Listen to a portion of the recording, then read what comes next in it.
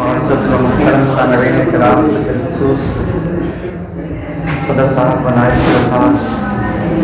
السلام علیکم ورحمۃ اللہ تعالی وبرکاتہ۔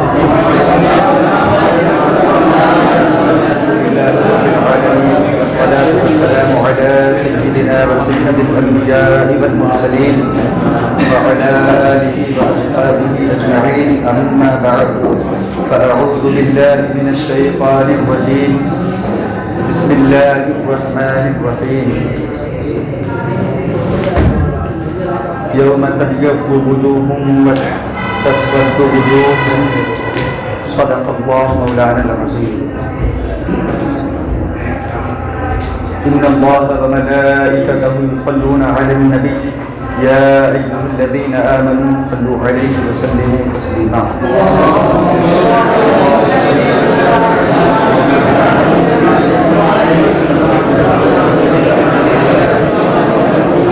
صلی اللہ تعالی علیہ وسلم۔ پیر و مرشد سرکار تاج شریعہ رحمۃ اللہ تعالی علیہ ارشاد فرماتے ہیں، زندگی یہ نہیں ہے کسی کے لیے، زندگی یہ نہیں ہے کسی کے لیے، زندگی ہے نبی کی نبی کے لیے۔ نہ سمجھ مرتے ہیں زندگی کے لیے، نہ سمجھ مرتے ہیں زندگی کے لیے، جینا مرنا ہے سب کچھ نبی کے لیے۔ مسلک اعلیٰ حضرت پہ قائم رہو، مسلک اعلیٰ حضرت پہ قائم رہو، زندگی دی گئی ہے اسی کے لیے۔ مسلک اعلیٰ حضرت سلامت رہے، ایک پہچان دین نبی کے لیے۔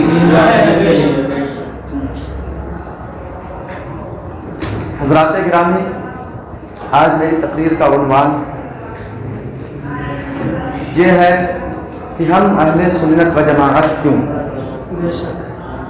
ہمارا نام اہل سنت و جماعت کیوں ہے، اور انشاءاللہ تبارک و تعالیٰ اسی کے ضمن میں مسلک اعلیٰ حضرت کیوں ہے، اس پر بھی کچھ گفتگو کریں۔ حضرات گرامی، اہل سنت و جماعت کا لقب اللہ کے پیارے حبیب صلی اللہ تعالی علیہ وسلم نے ہمیں عطا فرمایا۔ بروز محشر جب نفسی نفسی کا عالم ہوگا، لوگ پسینوں میں ڈوبتے ہوں گے، پسینے میں ڈوبتے ہوں گے، سورج سبا نیزے پر ہوگا، سورج کی تپش سے جانیں پگھلتی ہوں گی، تو اس وقت کچھ ایسے لوگ ہوں گے جن کے چہرے سیاہ ہوں گے، کچھ ایسے لوگ ہوں گے جن کے دلوں کی سیاہی چہروں پر نظر آتی ہوگی، اور وہ لوگ جو اصول و فروع میں مسلک اہل سنت و جماعت کی اتباع کرتے ہیں، مسلک اہل سنت و جماعت پر قائم ہیں، ان لوگوں کے چہرے بروز قیامت روشن و منور ہوں گے، ان لوگوں کے چہرے بروز قیامت تابہ ہوں گے، ان لوگوں کے چہرے بروز قیامت روشن ہوں گے۔ اور ان کے چہروں پر یہ روشنی کیوں ہوگی؟ تو بلا شبہ ان کے چہروں پر یہ روشنی سرکار علیہ الصلوۃ والسلام کی محبت کی روشنی ہوگی، سرکار علیہ الصلوۃ والسلام کی صحابہ کی عشق کی روشنی ہوگی۔ ان کے چہرے روشن و منور ہوں گے تو صرف اور صرف اسی وجہ سے روشن و منور ہوں گے کہ وہ مسلک اہل سنت و جماعت پر قائم ہے۔ حضرات گرامی، ان لوگوں نے کیوں آخر ایسی سعادت عظمیٰ ان کو کیوں ملے گی؟ وجہ یہی ہے کہ دنیا میں ان لوگوں نے پریشانیوں کا دور دیکھا، ابتلاؤں کا دور دیکھا، ان پر مشکلات کے پہاڑ توڑے گئے، ظلم و ستم کے پہاڑ توڑے گئے، لاکھ مخالف سمت سے آندھیاں چلی، لاکھ طوفان آئے، لیکن انہوں نے اپنے عقیدے کو نہیں چھوڑا، بلکہ اپنے عقیدے پر قائم رہے، اور قائم رہتے ہوئے اس دنیا سے گئے، اور جب قائم رہتے ہوئے اس دنیا سے گئے تو انہی لوگوں کو اللہ تبارک و تعالیٰ بروز محشر چہروں کو روشن فرمائے گا۔ حضرات، اگر اہل سنت کے چہرے دنیا میں بظاہر کالے ہوں یا گورے ہوں، اس سے فرق نہیں ہے، اس سے معاملہ نہیں ہے، بلکہ بروز محشر ان کے چہروں پر اپنی اس عقیدہ پر قائم رہنے کی وجہ سے، عقیدہ اہل سنت پر قائم رہنے کی وجہ سے، سرکار کی محبت کی وجہ سے، صحابہ کرام کے عشق کی وجہ سے ان کے چہروں پر ایک ایسا نور ہوگا جو ان کو تمام لوگوں سے ممتاز کر دے گا۔ حضرات گرامی، اللہ کے رسول صلی اللہ تعالی علیہ وسلم نے آخر ہم لوگوں کے لیے سعادت عظمیٰ کو کیوں بیان فرمایا؟ اللہ تبارک و تعالی قرآن عظیم میں ارشاد فرماتا ہے یوم تبیض وجوہ وتسود وجوہ۔ اس آیت کریمہ کی تفسیر میں حضرت عبداللہ ابن عباس مفسر قرآن ہیں، صحابہ کرام میں سے ہیں، وہ حضرت عبداللہ ابن عباس رضی اللہ تعالی عنہما ارشاد فرماتے ہیں تبیض وجوہ اہل السنۃ والجماعۃ وتسود وجوہ اہل البدع والضلالہ۔ بروز قیامت جن کے چہرے روشن ہوں گے وہ کوئی اور نہیں ہوگا بلکہ وہ صرف اور صرف اہل سنت و جماعت ہوں گے، اور جن کے چہرے سیاہ ہوں گے، جن کے چہروں پر سیاہی نظر آئے گی، جن کے چہروں پر دل کی سیاہی اتر کر آئے گی، وہ کوئی اور نہیں ہوں گے، وہ بلکہ وہ بدعتی ہوں گے، وہ گمراہ ہوں گے۔ اہل سنت کے علاوہ جتنے گمراہ فرقے ہیں وہ سارے کے سارے وہی ہیں۔ حضرات گرامی، اللہ کے رسول صلی اللہ علیہ وسلم ارشاد فرماتے ہیں تفترق امتی علی 73 ملہ کلہم فی النار الا ملۃ واحدہ۔ میری یہ امت 73 فرقوں میں تقسیم ہو جائے گی، ان میں سے سوائے ایک کے باقی سب جہنم میں جائیں گے۔ اس حدیث شریف میں لفظ امت آیا ہے تو امت کی دو قسمیں ہیں، ایک امت دعوت، ایک امت اجابت۔ امت دعوت اور امت اجابت میں عموم خصوص مطلق کی نسبت ہے، امت دعوت عام مطلق ہے اور امت اجابت خاص مطلق ہے۔ امت دعوت کا مطلب یہ ہے کہ جس فرد تک، جن لوگوں تک سرکار علیہ السلام کا پیغام پہنچا، خواہ ان لوگوں نے دین کو قبول کیا، اس پیغام کو قبول کیا یا قبول نہ کیا، سارے کے سارے امت اجابت میں، امت دعوت میں داخل ہیں۔ اب خواہ وہ یہودی ہوں، خواہ نصرانی ہوں، خواہ وہ ہندو ہوں، خواہ وہ بت پرست ہوں، خواہ وہ آتش پرست ہوں، سارے کے سارے اس امت دعوت میں داخل ہیں۔ اب امت اجابت وہ ہے کہ جن تک سرکار علیہ السلام کا پیغام پہنچا، جن تک قرآن کے فرامین پہنچے، جن تک قرآن کے احکام پہنچے، ان لوگوں نے ان فرامین کو، ان احکام کو، سرکار علیہ السلام کو، اس پیغام کو اپنے سینے سے لگا لیا، ان پر امت اجابت کا اطلاق ہوگا، ان کو مومن کہا جانے لگا، ان پر کلمہ گو ہونے کا اطلاق ہوا، ان کو مسلمان کہا جانے لگا۔ تو حضرات گرامی، میں کہنا یہ چاہتا ہوں کہ یہاں پر جو سرکار علیہ السلام نے امت کا لفظ اپنی حدیث شریف میں ارشاد فرمایا ہے، اس امت سے مراد امت دعوت نہیں ہے۔ کیوں نہیں ہے؟ اس لیے کہ امت دعوت کے ہزاروں فرقے الگ سے پہلے موجود ہیں۔ آپ دیکھیں، اگر یہودیوں کی تاریخ پڑھیں تو یہودیوں کے الگ فرقے ہیں، عیسائیوں کی تاریخ پڑھیں ان کے الگ فرقے ہیں، ہنود میں آپ دیکھ لیں، ہنود میں ہر ایک کوئی نہ کسی بت کو پوچھتا ہے، وہ اپنی الگ آستھا رکھتا ہے، یہاں تک کہ ایک دوسرے سے لڑتے ملتے بھی ہیں، ان کے الگ فرقے ہیں، آتش پرستوں کے الگ فرقے ہیں۔ تو یہاں پر امت سے مراد جو ہے، میری امت تقسیم ہو جائے گی، اس حدیث شریف میں امت سے مراد امت دعوت نہیں ہے۔ سرکار علیہ السلام نے اپنی اس حدیث شریف میں یہود کے فرقوں کے بارے میں نہیں فرمایا، سرکار علیہ السلام نے اپنی اس حدیث میں نصرانیوں کے فرقوں کے بارے میں نہیں فرمایا، سرکار علیہ السلام نے اپنی اس حدیث میں ہنود و آتش پرست لوگوں کے بارے میں، ان کے فرقوں کے بارے میں نہیں فرمایا، بلکہ سرکار علیہ السلام ان کے بارے میں فرما رہے ہیں جن پر مومن کا اطلاق ہو جائے گا، جن کو کلمہ کو کہا جانے لگے گا، ان کے بارے میں میرے آقا صلی اللہ علیہ وسلم فرما رہے ہیں تفترق امتی علی 73 ملہ کلہم فی النار الا ملۃ واحدہ۔ سوال پیدا ہوتا ہے کہ 73 فرقوں میں آخر ایسا کون سا فرقہ ہے، آخر ایسی کون سی جماعت ہے، آخر ایسا کون سا گروہ ہے جس کے بارے میں سرکار علیہ السلام نے جنت میں جانے کا فرمایا؟ صحابہ کرام نے سرکار علیہ ہماری اس مشکل کو حل فرما دیا، سرکار علیہ السلام کی بارگاہ میں ہم گزار ہوئے، قالوا من ہی یا رسول اللہ صلی اللہ تعالی علیہ وسلم، اے اللہ کے رسول، صحابہ گزار ہوئے اے اللہ کے رسول یہ فرقہ، یہ جنتی فرقہ، یہ جنتی جماعت کون ہے؟ تو سرکار علیہ الصلوۃ والسلام ارشاد فرماتے ہیں ما انا علیہ و اصحابی، جس پر میں اور میرے صحابہ ہیں۔ اے لوگوں سنو، یہ جنتی فرقہ وہی ہے جو میرے اور میرے صحابہ کے طریقے پر ہوگا، جس طریقے پر ہم ہیں، جس طریقے سرکار فرما رہے ہیں، جس طریقے پر میں ہوں، جس طریقے پر میرے صحابہ ہیں، وہ اسی طریقے پر ہوں گے، اور جو اس طریقے کے علاوہ ہوگا، جو اس راستے کے علاوہ ہوگا، وہ سارے کے سارے گمراہ ہوں گے، وہ سارے کے سارے جہنم میں جائیں گے۔ ایک اور حدیث شریف میں حضرت امیر معاویہ رضی اللہ تعالیٰ عنہ سے روایت، انہوں نے فرمایا جب سرکار کی بارگاہ میں عرض کی گئی تو سرکار نے فرمایا بھائی جماعت ہوگی، فرقہ نہیں ہوگا، الگ الگ گروہ بننے والا گروہ نہیں ہوگا، بلکہ زمانے کی جو سب سے بڑی جماعت ہوگی، سواد اعظم جس کو کہتے ہیں وہ سب سے بڑی جماعت ہوگی۔ حضرات گرامی، تو سرکار علیہ الصلوۃ والسلام کی حدیث شریف سے ہم کو پتہ چلا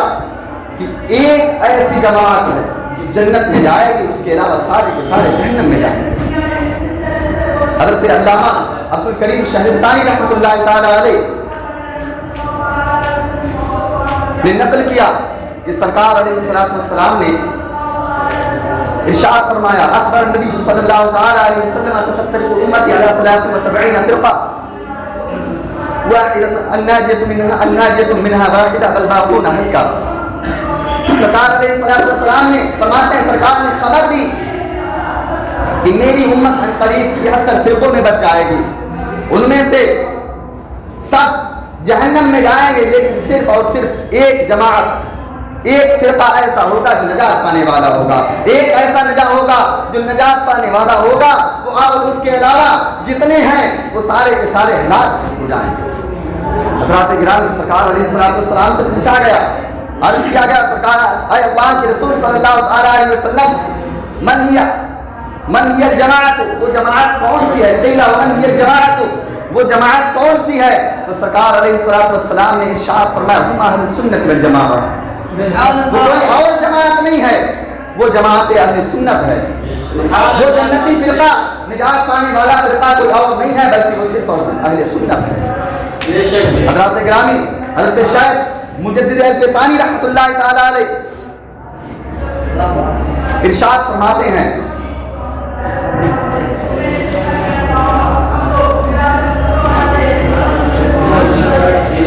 طریقۃ النجات، نجات کا طریقہ کیا اس کے بارے میں فرماتے ہیں طریقۃ النجات متابعۃ اہل السنۃ والجماعہ کسرهم اللہ تعالی سبحانہ فی الاقوال والافعال وفی الاصول والفروع۔ اتباع نجات کا طریقہ کون سا ہے؟ فرماتے ہیں طریقہ نجات کا طریقہ یہ اہل سنت کی اتباع میں ہے،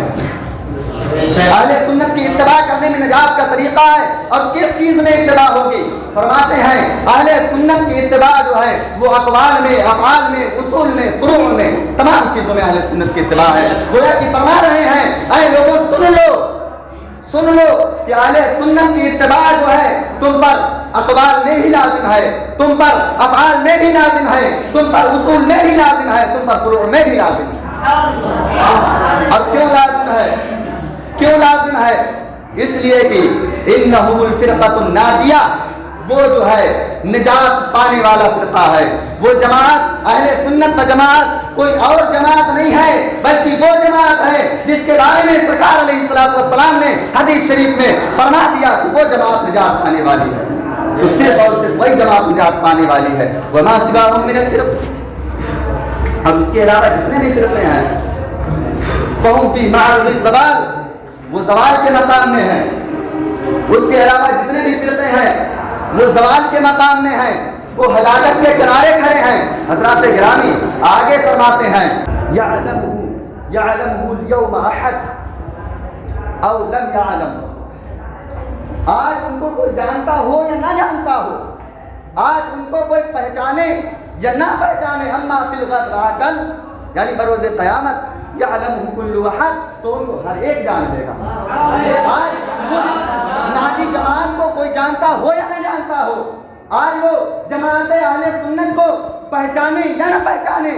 ان کو حق پر جانتا ہو یا نہ جانتا ہو، لیکن بروز قیامت ہر ایک جان لے گا۔ کیوں جان لے گا؟ اس لیے کہ حضرت عبداللہ ابن عباس نے تفسیر میں فرمایا کہ اہل سنت و جماعت کے چہرے روشن ہوں گے۔ تو یہ علامت اس دن ظاہر ہوگی جب سب دیکھ لیں گے کہ ان کے چہرے روشن ہیں، تو ان کو پتہ چل جائے گا کہ فرقہ جو ناجی فرقہ ہے وہ کوئی اور نہیں ہے بلکہ اہل سنت و جماعت ہے۔ تو معلوم ہوا کہ قیامت کے دن جان لیں گے سب، لیکن میرے امام فرماتے ہیں آج لے ان کی پناہ، آج مدد مانگ ان سے، آج لے ان کی پناہ، آج مدد مانگ ان سے، کل نہ مانیں گے اگر قیامت میں اگر مانیں گے۔ آج اگر دنیا میں تم ایمان لے آتے ہو تب تو ٹھیک ہے، ایمان بالغیب ہے، لیکن بروز قیامت کو سب کچھ ظاہر ہو جائے گا، ساری نشانیاں ظاہر ہو جائیں گی۔ اس دن اگر تم ایمان لاتے ہو، اس دن اگر کہو کہ ہم ایمان لائے، ہم نے خدا کی ربوبیت کو، خدا کی وحدانیت کو تسلیم کیا، رسول اللہ کی نبوت اور رسالت کا اقرار کیا، تو اس دن تمہارا یہ اقرار کرنا کوئی کام نہیں آئے گا، اس دن تمہارا یہ تسلیم کرنا کوئی کام نہیں آئے گا۔ میرے آقا صلی اللہ تعالی علیہ وسلم پر ایمان لانا اور اہل سنت و جماعت کی حقانیت کو پہچاننا اس دنیا میں پہچانو۔ حضرت شیخ مجدد الف ثانی فرما رہے ہیں، اے لوگوں میں تمہیں خبردار کر رہا ہوں، میں تمہیں بتا رہا ہوں کہ اے لوگوں طریقہ نجات صرف اور صرف اہل سنت کا ہے، اس کے علاوہ جتنے بھی ہیں سارے کے سارے جہنم میں جانے والے ہیں، لہذا اے لوگوں تم صرف اور صرف انہی کے دامن کو پکڑے رہو اور اسی میں تمہاری دنیا بھی کامیاب ہے، آخرت بھی کامیاب ہے۔ ابن تیمیہ نے بھی اس بات کا اقرار کیا کہ نجات پانے والی جماعت صرف اور صرف اہل سنت ہے۔ ابن تیمیہ نے اپنی کتاب عقیدہ واسطیہ میں لکھا، اخبر النبی صلی اللہ تعالی علیہ وسلم ان امته تفترق على 73 ملة، تفترق على 73 فرقة كلها في النار إلا واحدة وهي الجماعة۔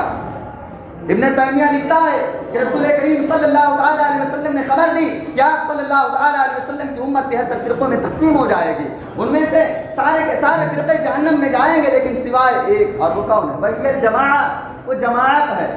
اب ذرا سوچیے، اب فتاوی ابن تیمیہ کی طرف نظر کیجئے تو فتاوی ابن تیمیہ میں لکھتا ہے الفرقۃ الناجیہ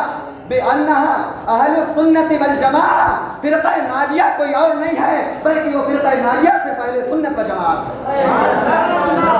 تو ان تمام باتوں سے ثابت ہوا کہ نجات پانے والا فرقہ، نجات پانے والی جماعت صرف اور صرف اہل سنت ہے۔ اب ذرا ہمارے ذہن میں ایک خیال پیدا ہوتا ہے کہ ہمیں صرف مسلمان کہلانا کیا کافی نہیں ہے؟ ہم اپنے آپ کو سنی کیوں کہتے ہیں؟ ہم کہتے ہیں مسلمان ہیں، مسلمان ہونے سے بھی تو ہمارا اسلام ظاہر ہے۔ ہم نے اور ہمارے معاشرے میں، ہمارے گاؤں میں، شہروں میں یہ باتیں روز پھیلتی ہیں، لوگ پوچھتے ہیں آخر ایسا کیوں ہے؟ ذرا میں آپ کو بتاتا چلوں، جب مجسمہ نے، فرقہ مجسمہ نے اپنا عقیدہ ظاہر کیا کہ اللہ تبارک و تعالیٰ جسم من الاجسام ہے، اور اس پر دلیل کیا دی؟ استوا علی العرش کو دلیل بنایا کہ اللہ تبارک و تعالیٰ نے عرش پر استوا فرمایا، اس سے انہوں نے ظاہری معنی مراد لی۔ اب دوسرے طرف کھڑے ہوئے کہنے کہ اللہ تبارک و تعالیٰ مؤثر ہے، معاذ اللہ ہے، اب وہ فارغ ہے، اس نے جو کچھ کرنا تھا کر دیا، اب وہ فارغ بیٹھا، معاذ اللہ رب العالمین۔ تو اب جب ان لوگوں نے ایسے فتنے پھیلانا شروع ہوئے اور ان پر بھی اپنے آپ کو کرنا وہ بھی کہتے تھے، اپنے آپ کو سب مسلمان بھی کہتے تھے، تو اب ان سے پرہیز کے لیے اب کچھ ایسا تلاش کیا جائے تو جو ان کو الگ کر دے اور ہم کو الگ کر دے۔ حضرات معرف کی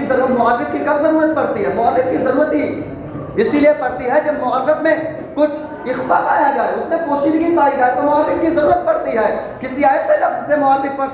لفظ کو معرف بنایا جاتا ہے کہ جس کے ذریعے سے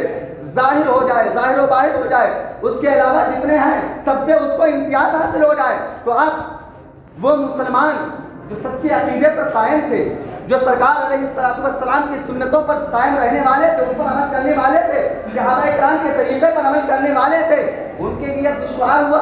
کہ اب تو ان سے امتیاز ہونا چاہیے، ان سے امتیاز نہیں ہو رہا، یہ بھی ہم میں شامل ہو رہے ہیں، تو پھر جو ہے ایک ٹیگ کی ضرورت ہوئی، ایسا ٹیگ جو ان کو ہم سے اور ہم کو ان سے جدا کر دے، اور اس ٹیگ کا نام اہل سنت و جماعت ہے۔ یہاں جو ہے ہمیں کوئی فرقہ مجسمہ میں شامل نہیں کر سکتا، نہ فرقہ مجسمہ کو اہل اسلام میں نہ فرقہ مجسمہ کو اہل سنت میں شامل کر سکتا ہے، نہ ہی ہمیں فرقہ معطلہ میں شامل کر سکتا ہے، نہ ہی فرقہ معطلہ کو ہمارے سنت میں شامل کر سکتا ہے۔ اب وہ جدا ہو گئے، ہم جدا ہو گئے، اسی لیے اہل سنت و جماعت رکھا گیا۔ خوارج روافض کا فتنہ، رافضیوں نے صحابہ کرام کی شان میں گستاخیاں کرنا شروع کی، خوارج نے اہل بیت کی شان میں گستاخیاں کرنا شروع کی۔ اب ضرورت پڑی ایسے ایک لفظ کی، ایسے ایک ٹیگ کی جو ہم کو ان دونوں سے جدا کر دے، ہم کو ان دونوں سے ممتاز کر دے، الگ کھڑا کر دے، ہماری حقیقت کو بتائے۔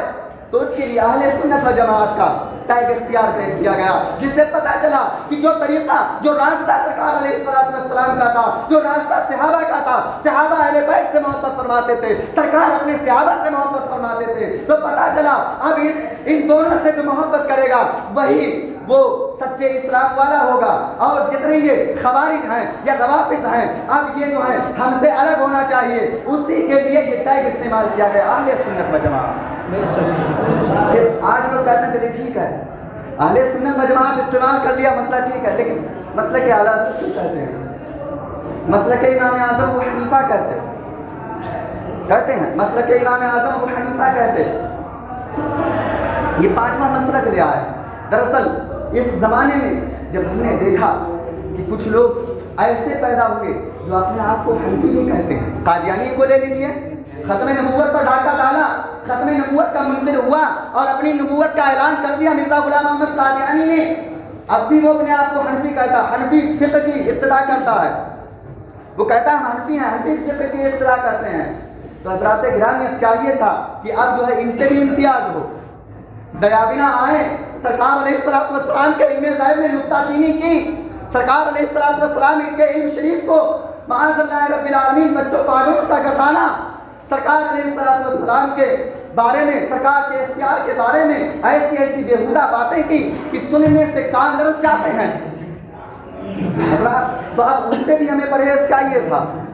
اب دیکھا گیا کہ زمانے میں ایک ایسا ٹیگ اختیار کیا جائے، زمانے میں ایک ایسی علامت اختیار کی جائے کہ ہم کو ان وہابیہ سے بھی الگ کر دے، ان دیابینہ سے بھی الگ کر دے، ان غیر مقلدین سے بھی الگ کر دے، ان اہل تشیع سے بھی الگ کر دے، ان روافض سے بھی الگ کر دے، ان خوارج سے بھی الگ کر دے، ان قادیانوں سے بھی الگ کر دے، ان اہل قرآن سے بھی الگ کر دے، ان اہل حدیثوں سے بھی الگ کر دے۔ تو پتہ چلا ہم نے اپنے امام اہل سنت سے کہ جن کا نام سن کر ان میں سے ہر ایک فرقے کے کان بند ہو جاتے ہیں، جن کا نام سن کر ان میں سے ہر ایک کا دل دہل جاتا ہے، ایسے نام کو ہم نے اپنا ٹیگ اختیار کر دیا اور اپنے آپ کو مسلک اعلیٰ حضرت کے نام سے مسمى کر دیا، اور دنیا میں ہم کہنے لگے کہ ہم مسلک اعلیٰ حضرت والے ہیں۔ ایک اعتراض کیا جاتا کہ بھائی صاحب ہندوستان میں مسلک اعلیٰ حضرت کو پہچاننے والے، پاکستان میں مسلک اعلیٰ حضرت کو پہچاننے والے، نیپال میں مسلک اعلیٰ حضرت کو پہچاننے والے، ٹھیک ہے، لیکن ان لوگوں کو کیا ہوگا جو عرب میں رہ رہے ہیں، جو مسلک اعلیٰ حضرت کا ٹیگ نہیں جانتے ہیں، انگلینڈ میں رہتے ہیں، امریکہ میں رہتے ہیں، افریقہ میں رہتے ہیں، ایسے ایسے دیشوں میں جہاں اعلیٰ حضرت رحمۃ اللہ تعالیٰ علیہ کو نہیں جانتے، عوام میں نہیں جانتے، علماء کی بات نہیں کر رہا، عوام میں نہیں جانتے، تو ہم ان کا کیا ہوگا؟ تو ہم کہتے ہیں ہم جو ہے مسلک اعلیٰ حضرت کو اعلیٰ حضرت کے نام کی وجہ سے نہیں، بلکہ اعلیٰ حضرت رحمۃ اللہ تعالیٰ علیہ کا جو نظریہ تھا، جو اعلیٰ حضرت رحمۃ اللہ تعالیٰ علیہ نے ہر معاملے میں اپنا مسلک ظاہر کیا، ہر معاملے میں جو اپنی تحقیقات ظاہر کی، ہر معاملے میں جو اعلیٰ حضرت رحمۃ اللہ تعالیٰ علیہ نے گمراہوں سے اپنے مسلک کا تحفظ کیا اور اپنے مسلک کو امتیازیت بخشی، اس امتیازیت پر مسلک اعلیٰ حضرت کہتے ہیں۔ ہم صرف نام کے لیے نہیں بلکہ ہم تو اعلیٰ حضرت رحمۃ اللہ تعالیٰ علیہ کے کام کی وجہ سے مسلک اعلیٰ حضرت کہتے ہیں، اس لیے کہ اعلیٰ حضرت رحمۃ اللہ تعالیٰ علیہ نے اپنے زمانے میں جمیع معدات سے ہم کو ممتاز کر دیا، ہم کو تمام دوسروں سے ممتاز کر دیا، ہماری حقیقت کو ظاہر کر دیا. ہم اہل سنت و جماعت ہیں. لوگ اہل سنت کا ٹیگ لگاتے تھے، وہابیہ اہل سنت کا ٹیگ لگاتے تھے، دیابنا اہل سنت کا ٹیگ لگاتے تھے، دیگر لوگ اہل سنت کا ٹیگ لگاتے تھے. لیکن ہم نے جب مسلک اعلیٰ حضرت اختیار کر لیا تو آپ وہابیہ مسلک اعلیٰ حضرت کا ٹیگ لگا سکتے، دیابنا مسلک اعلیٰ حضرت کا ٹیگ لگا سکتے ہیں. کوئی بھی مذہب مسلک اعلیٰ حضرت کا ٹیگ نہیں لگائے گا. اسی وجہ سے ہم نے اپنا نام مسلک اعلیٰ حضرت کے نام سے مسمى کر لیا. وآخر دعوانا الحمد للہ رب العالمین. السلام علیکم.